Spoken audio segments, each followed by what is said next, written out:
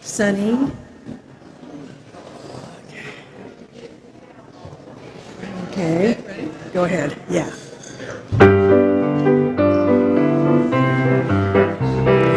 Enter, rejoice, and come in. Enter, rejoice, and come in.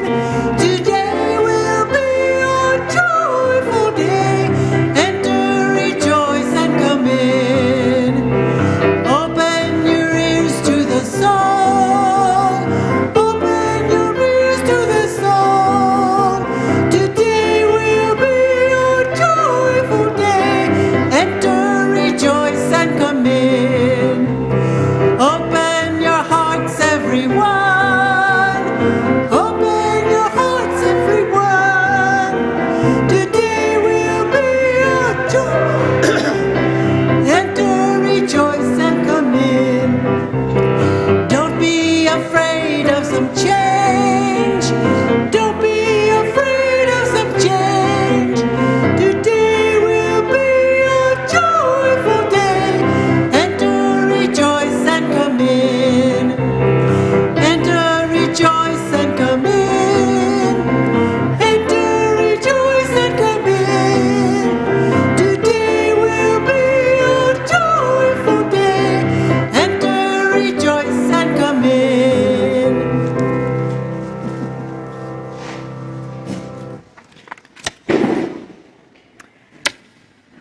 Good morning. Welcome to the Unitarian Universalist Church of Spokane. I am Lisa Conger, your worship leader this morning. We're glad to have you with us at UCS.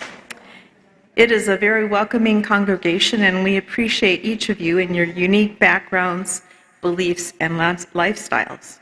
If you're one of our longtime members, or have been here for a short time, or even if this is your very first time, we're glad to have you with us. And also, we'd like to welcome those who are streaming with us over the internet. It is our mission to join together to create a nourishing liberal religious home and to champion justice, diversity, and environmental stewardship in the wider world. Or in short, create community, find meaning, and work for justice. Before we turn to greet one another, I would like to welcome our guest speaker, Judge George Fearing. I will be introducing him more thoroughly closer to his sermon. And with saddened heart, I call your attention to our unity candle, which is lit when someone of the congregation has passed away. And this time it is Lee Smith, who was 98. Please take a few minutes now to greet one another. Don't be shy. Say hello to someone you don't know.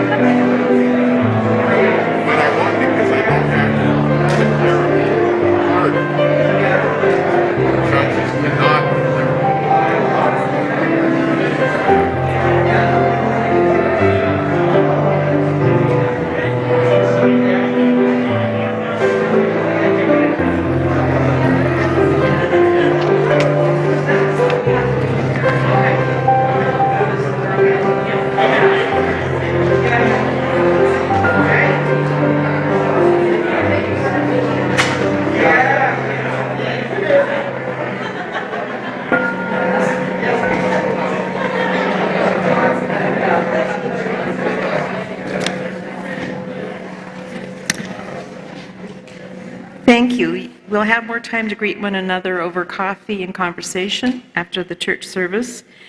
And one more announcement, a reminder that tonight at 5 o'clock via Zoom, there will be a meeting discussing proposed changes to the bylaws.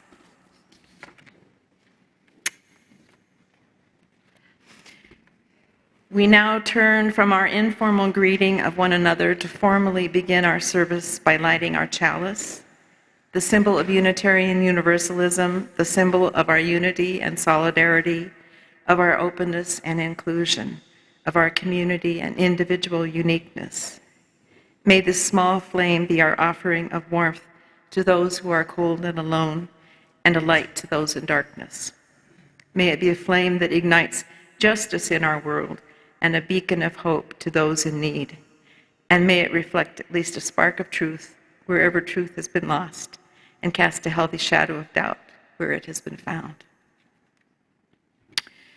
Our opening reflection is a poem I wrote several years ago, but I think it's still appropriate. It will all come out in the wash. The white t-shirt of peace, the blue jeans of justice, and the red bandana of liberty tumble together in the wash of our world. The t-shirt is old and thin, stained with the sweat of protesters bearing heavy signs and banners. The jeans are torn at the knees, worn through from working in the community garden, patched many times by calloused hands. The bandana is faded from miles of street marches, protecting the heads of workers or wiping tears away from a face.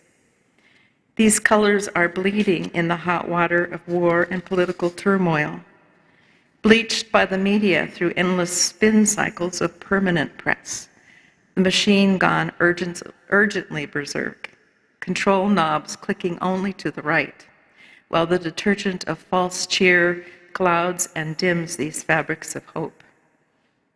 These are the clothes we take comfort and pride in.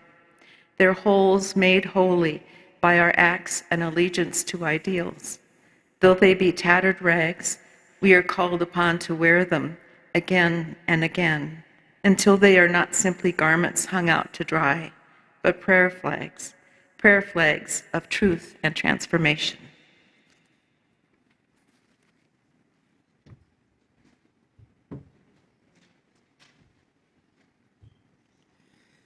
Please rise as you're willing and able to sing our first in-service hymn of the morning. It's number 112, Do You Hear?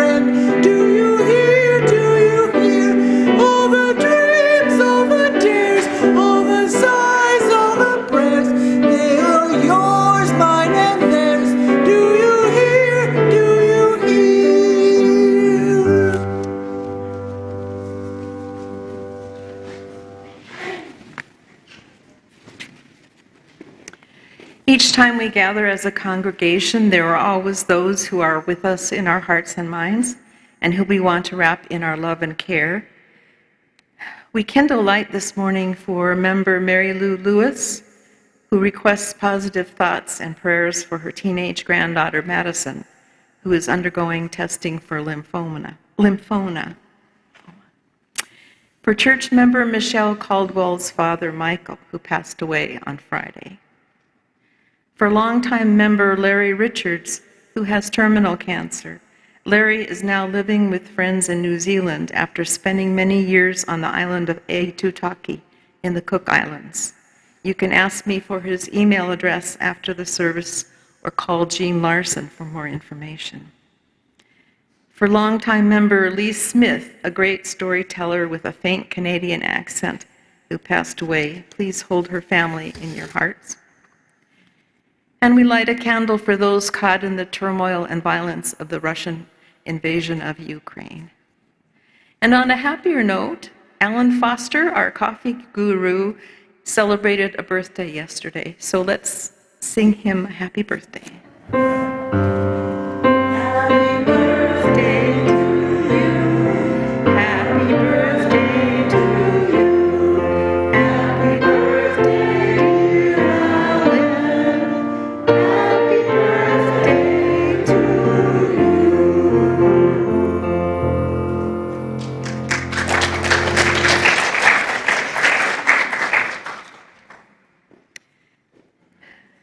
Let us share a moment in silence now, embracing others who are here in our hearts this morning. You are welcome to say their names aloud as you are willing.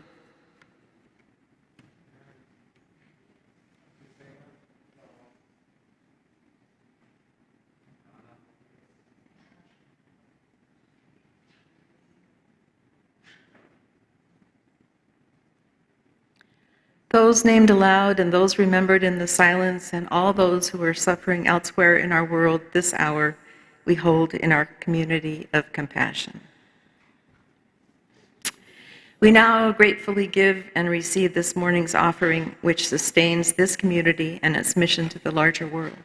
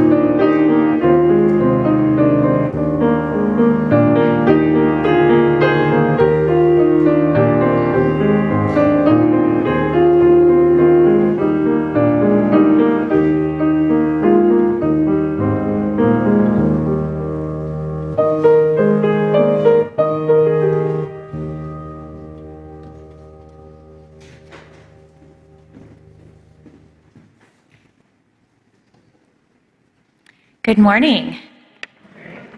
For our Time for All Ages this morning, I think we have a special friend. Kids, do you want to come on down? Get an up-close view of our guest. It's Bun Bun. He's back. It's been a while. It's fun to see some new faces, huh, Bun Bun? All right. Look at this. Great to have some kids today. So happy 2021, Bun Bun. Wait, 2022. Yes, happy 2022. How's school going in this new calendar year? Oh, I'm glad to hear you've made some friends. Tell me about them. Well, Fluff Fluff sounds like a really good friend. I remember becoming good friends with my reading buddy, too. And you get to play games with Hop Hop at recess? All right. Well, it's been pretty cold lately. Have any of you done indoor recess this past week? Just once, okay. It's not as fun as outdoor recess. How about you, Bun Bun? Have you had to do indoor recess? Oh, okay, Four Corners. That game's still happening, huh? No, there's no corners in our Earth, are there? Well, Bun Bun, tell me about some of the things you've been doing to pass this cold winter. Oh, Bun Bun had a Valentine's Day party. Any of you? Did you have a Valentine's Day party? Awesome. How did it go? Oh, that's too bad, Bun Bun. He said it wasn't very much fun. Can you tell me why? Oh. He says he got fewer Valentines than anyone else, and his new friend Fluff Fluff didn't even give him one. That can feel very sad. Do you want to tell me more? Okay. Oh. Oh, that's too bad.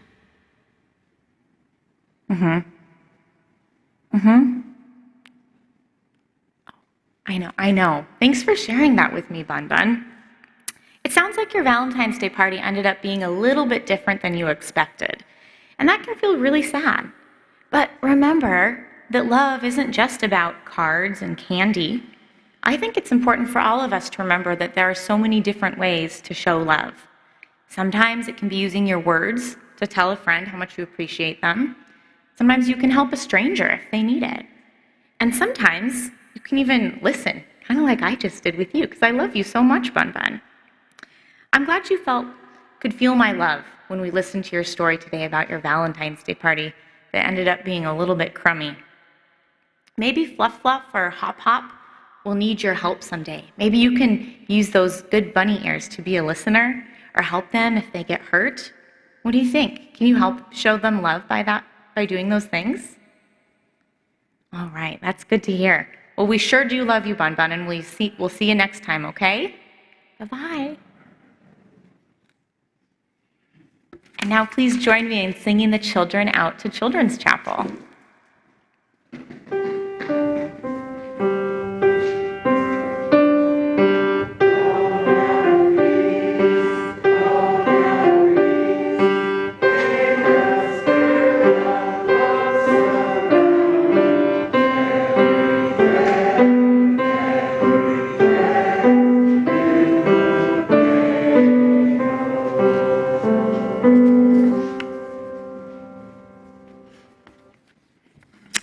Let us shift our attention now to a time of meditation. I invite you to find a relaxed, receptive posture, to close your eyes if you wish, and to take several deep breaths. I will begin with an excerpt from Amanda Gorman. She was that fascinating and wonderful young poet who spoke at Biden and Harris's inauguration. And this is from her poem, The Hills We Climb. When day comes, we step out of the shade, aflame and unafraid. The new dawn blooms as we free it, for there is always light, if only we're brave enough to see it, if only we're brave enough to be it.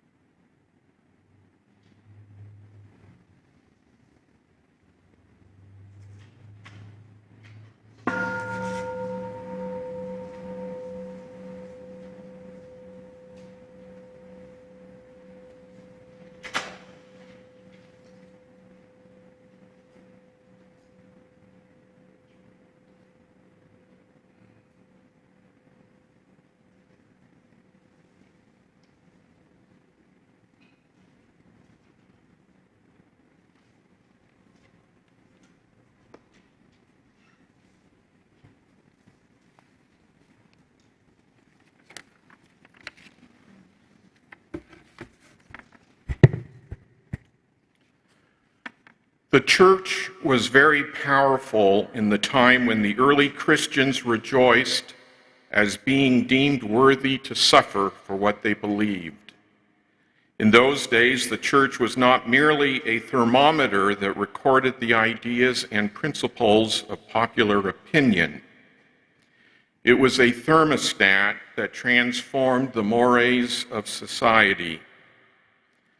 Whenever the early Christians entered a town, the people in power immediately sought to convict the Christians for being disturbers of the peace and outside agitators.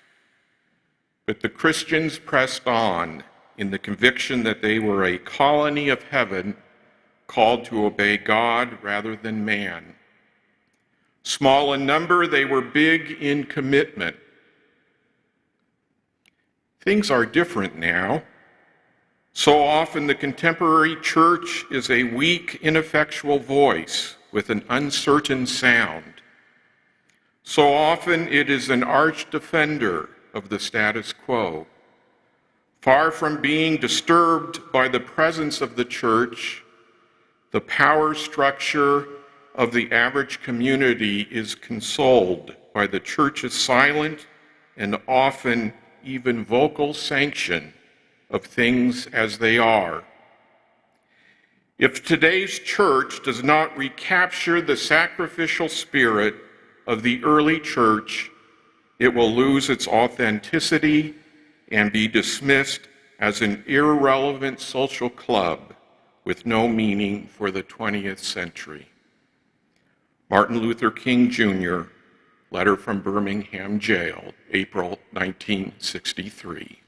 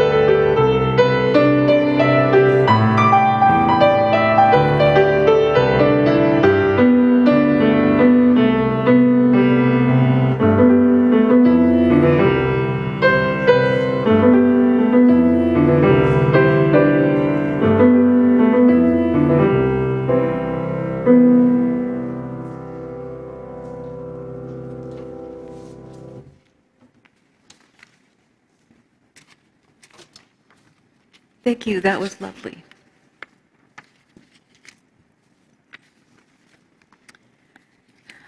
George Fearing, our guest speaker, serves as a judge of the Washington State Court of Appeals, Division 3, which hears appeals from Eastern Washington's county courts. He was appointed to this position in 2013 and has survived 2 elections since. For 31 years before becoming a judge, George was a civil litigator with his office in the Tri-Cities. During his years at the Court of Appeals, George has authored opinions requiring the state to exert greater efforts to reunite a Native American child with his or her parents before terminating parental rights, and an opinion invalidating a proposed city ordinance that would have removed restrictions on a city's employees' ability to question individuals as to immigration status. He has authored many dissenting opinions, including a dissent requiring county auditors to remove racial restrictive covenants from public records, and a dissent that recognized for the first time in Washington state the pitfalls of eyewitness identification, particularly cross-racial eyewitness identification. He authored the dissent in Reverend George Taylor's climate necessity defense appeal, objecting that the majority opinion, which disallowed the defense, quote, endangered the survival of the necessity defense, diminished a patriotic tradition, and rejected the moral worth of civil disobedience. This dissent was picked up by the Washington State Supreme Court on July 15, 2021, when the court unanimously allowed the defense, setting a historic legal precedent. George's father was a minister in the Seventh-day Adventist Church, and he has fond childhood memories of peaceful Sabbath Saturdays gathered with family.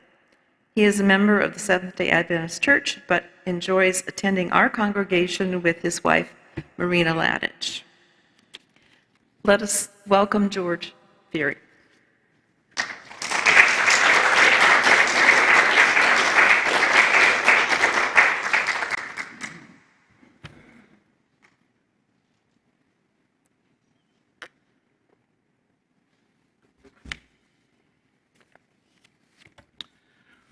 Last week, George Taylor presented his story of being prosecuted for trespassing on railroad tracks while protesting climate change. I am going to retell George Taylor's story today, but from a different angle. I am a judge who reviewed Reverend Taylor's case. Under the judicial canon of ethics, a judge is not permitted to speak about how he or she would vote in a particular case. A judge can, however, speak about rulings that he has made as long as he limits himself to the public record. Protesters disagree on how to respond to criminal charges resulting from acts of disobedience. Under one viewpoint, protesters decline to contest criminal charges and willingly submit to punishment. The punishment becomes a method of drawing further attention to the evil protested. Under a second viewpoint, the demonstrator fights the charges on every ground possible based on a refusal to accept the authority of America's judicial system because of the system's arbitrary rules, discriminatory practices, brutality, and inhumanity. Under a third view, the protester argues against a conviction by focusing on his or her disobedient action promoting a greater good. George Taylor adopted this third view and contested his charges of trespassing by arguing his crime promoted a greater good. In doing so, Mr. Taylor asserted the necessity defense. On September 29, 2016, George Taylor, with other members of Veterans for Peace, stood on a BNSF railway track in the industrial neighborhood of eastern Spokane. Taylor refused to step from the track when ordered to do so by a railway police officer. He lingered on the track as a means of protesting climate change and the danger caused by coal and oil trains lumbering through downtown Spokane. Reverend Taylor's protest stopped oil and coal trains, and that stoppage caused a rippling effect whereby trains outside of the hub of Spokane ceased movement for an hour. The Spokane County prosecuting attorney charged George Taylor with 2 crimes: criminal trespass and delaying a train. The case would be decided by a jury, or would it? Before trial, Taylor filed a motion for court approval of presenting the necessity defense to his jury. The Spokane County District Court conducted a hearing to determine whether to allow Mr. Taylor the necessity defense. During this hearing, George Taylor testified he stood on the railroad tracks to bring attention to the imminent danger that coal and oil trains present to Spokane public safety and the present danger that coal poses to the Earth's ecology. Taylor testified that he had earlier attempted other means to draw attention to the danger of fossil fuels and trains. He had sent letters to office holders. He had visited the office of Representative Kathy McMorris Rogers and requested an appointment.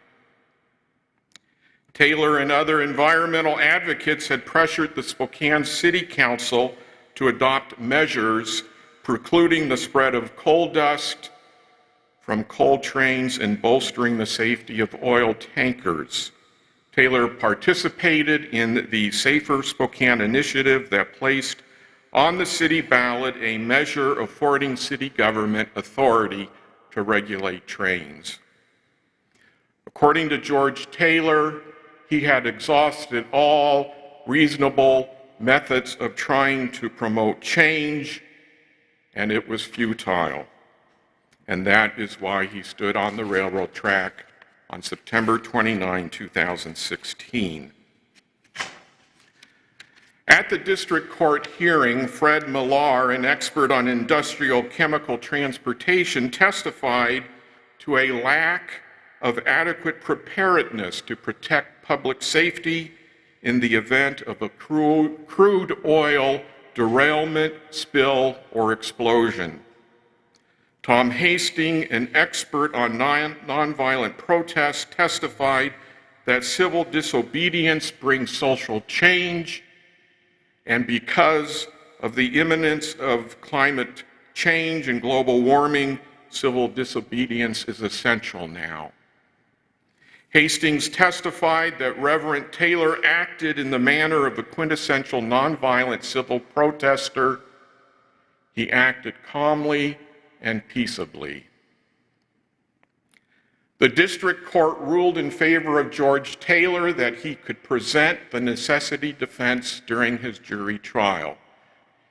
Keep in mind that the district court ruling did not mean that George Taylor won his case. It only meant that he could present the necessity defense to the jury, and it would be up to the jury to decide whether he had chosen the greater good. Before a trial, the prosecuting attorney appealed the district court's ruling to the Spokane County Superior Court. The Superior Court reversed the district court and ruled that George Taylor could not present the necessity defense at his trial. George Taylor appealed to the State Court of Appeals, a level below the Supreme Court. The Court of Appeals affirmed the Supreme Court's ruling, prohibiting Taylor from raising the necessity defense before the jury. I am a Court of Appeals judge, and I wrote a dissent in favor of Mr. Taylor. George Taylor appealed to the state Supreme Court. I'm going to focus this morning on the majority opinion and the dissenting opinion in the Court of Appeals because they best elucidate the arguments and counter-arguments of civil disobedience and the presentment of the necessity defense in cases of civil disobedience. Under the necessity defense, the law excuses an accused's violation of law when his or her action promotes a greater good for society. Under Washington law, for George Taylor to succeed on his defense, he needed to satisfy 4 elements. Number 1, he acted to avoid a grave harm. Number 2, he did not create that grave harm himself. Number 3, the grave harm sought to be avoided was greater than the harm he committed by trespassing. And number 4, he lacked adequate legal means to avoid the harm. The case focused on element 4. George Taylor needed to present evidence that he had no reasonable alternative to standing on the railroad tracks in order to combat the danger of coal and oil trains and to stem climate change. The majority opinion in the Court of Appeals concluded that Taylor had other reasonable alternatives, so he could not present the necessity defense. According to the majority, Taylor could protest on the streets of Spokane, he could write letters to the newspaper, he could petition office holders for legislative changes to combat global warming. He could seek city and statewide initiatives to prevent coal and oil trains from passing through downtown Spokane. My dissenting opinion referenced the Safer Spokane Coal and Oil Train initiative that George Taylor and others had promoted. Spokane Proposition 2 would have imposed a $260 fine on the owner of each rail car containing an uncovered coal shipment and that did not have the necessary treatment to reduce vapor pressure. Spokane citizens voted to reject the initiative. The Committee to Protect Spokane's Economy, a political group funding the effort to defeat the measure, raised $264,000, most of which came from BNSF Railway. By contrast, Taylor's committee, Safer Spokane, raised $7,000, 37 times less than the money raised by BNSF Railway. Safer Spokane money came from individual donors. Defeat of the initiative reinforced Mr. Taylor's evidence of the lack of other viable alternatives to protesting climate change. The majority's ruling that George Taylor had other available avenues to bring change assumed that all people have equal access to government officials and equal ability to influence public policy. I disagreed. All candidates and office holders, regardless of party affiliation, will meet and listen to large donors, not middle-class pensioners like George Taylor. Money buys access to power. Taylor's congresswoman refused to speak with him. In the prosecution of George Taylor, the prosecuting attorney tried to add obstacles to the necessity defense that the Washington state law has never accepted. The prosecuting attorney argued that Taylor must prove that his protest on the train tracks would lead to change. According to the prosecuting attorney, Taylor's insignificant protest on an isolated railroad track in the cow town of Spokane would never bring change. The prosecuting attorney cited a newspaper article that reported China's building of an insane number of coal-fired plants, such that Taylor's civil disobedience could not bring any change. My dissent noted that first, Washington law does not have a causation element for the necessity defense, but regardless, George Taylor forwarded sufficient testimony for a jury to consider causation. One of Taylor's experts talked about the efficacy of civil disobedience in bringing social change. The prosecuting attorney's argument about causation failed to recognize the expansive impact of numerous small protests throughout the nation, if not the world. Every protest brings social change. One protest begets other protests. George Taylor's case was not only about whether he could assert the necessity defense, it was also about who decided the necessity defense, judges or a jury. The Court of Appeals majority took from the jury the question of whether Taylor had reasonable alternatives to his unlawful trespass. My dissenting opinion emphasized the importance of allowing juries, not judges, to render a decision. Judges should be the last people to decide the viability of civil disobedience within the rubric of the necessity defense. A judge assumes and keeps his or her position by conforming to societal norms and befriending and flattering those in power. A judge campaigns for office on a platform of law and order, not discord and disobedience.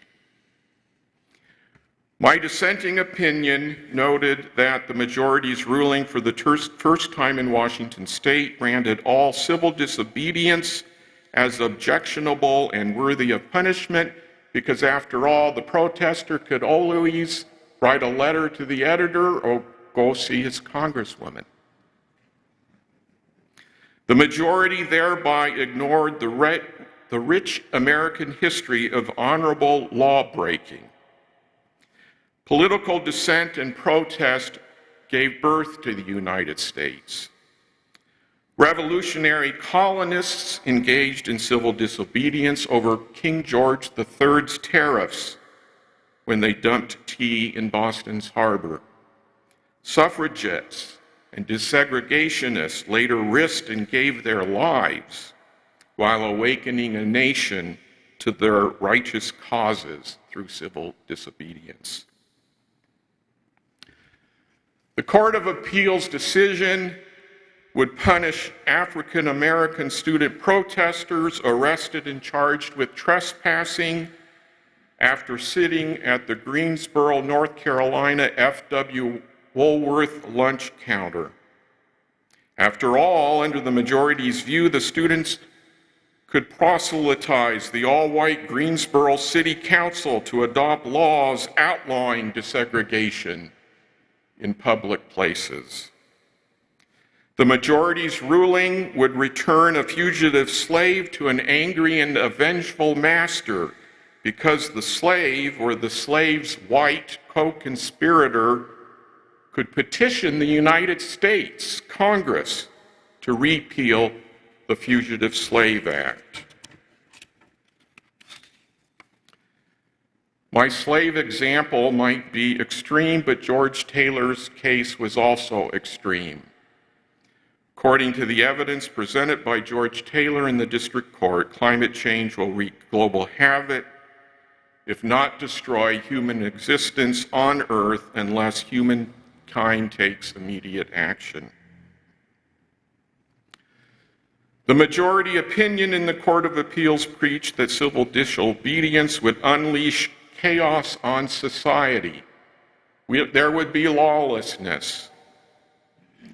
But history disproves this fear. Few people engage in civil disobedience against the law. Instead, the cost of defending oneself, the inconvenience of the criminal prosecution process, the scorn received from polite society and government officials, and the potential punishment on conviction limit instances of civil disobedience. The necessity defense for civil disobedience is essential as a safety valve to vent frustration in a democratic and libertarian society. The defense allows the airing of views by those most in need of a hearing, those frustrated by the workings of the political system, and those lacking representation in the halls of legislative bodies. George Taylor appealed the Court of Appeals' decision to the state Supreme Court. The state Supreme Court unanimously reversed the Court of Appeals and agreed with my dissenting opinion to allow Mr. Taylor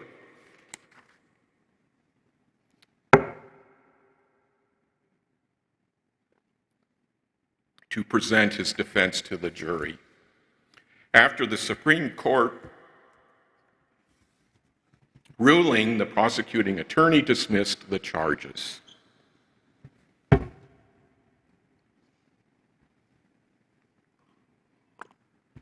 My wife's going to come up and finish this if I can't.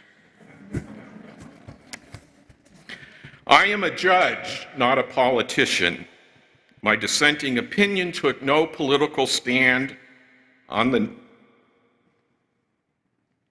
need for protests to avert climate change.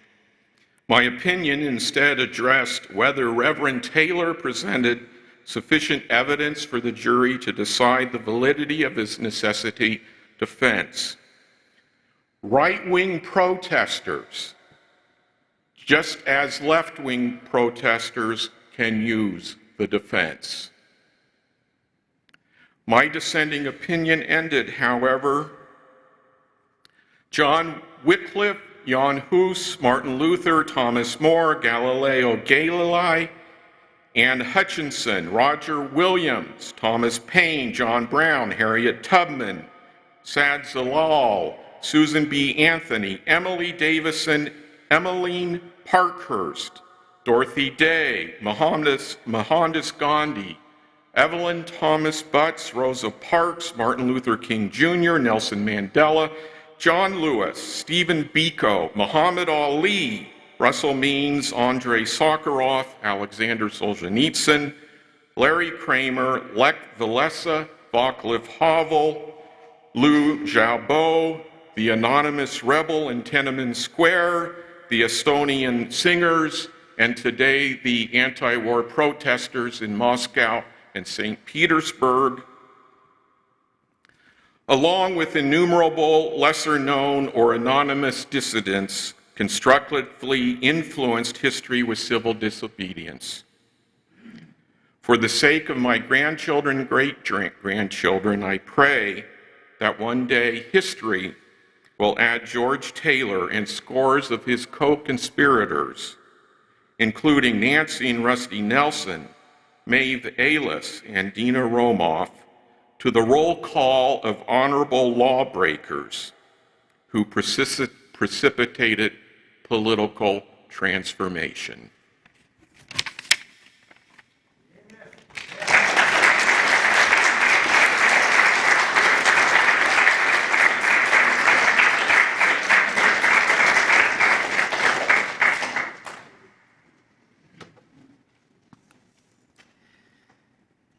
We're going to close this service with "This Land is Your Land" to remind all of us that this is true. This is our land, and we are responsible for it, as was Reverend Taylor and all of the people with him, and with the help of Judge Fearing, he was able to prevail. So please rise, as you're willing and able, to sing with me a couple of verses of this.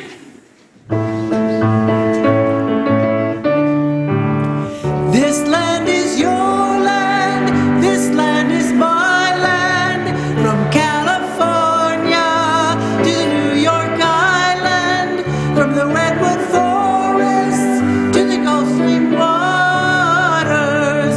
This land was made for you and me.